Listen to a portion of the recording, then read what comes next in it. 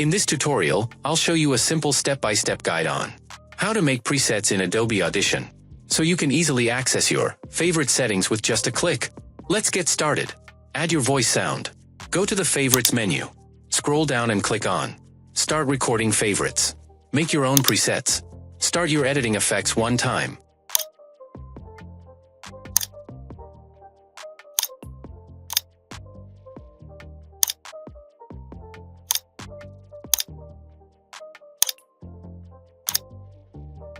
After completing the editing process, go to the Favorites menu. Scroll down and click on Stop Recording Favorites.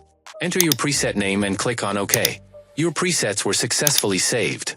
If you want to apply these saved presets on your voice, go to the Favorites menu and click on your Save Presets. Thanks for watching this tutorial on how to make presets in Adobe Audition. Now you can save your favorite effects chains and apply them with ease, saving tons of time in your editing process. If you enjoyed this video, hit that like button and subscribe to my channel for more helpful Adobe Audition tips and tricks.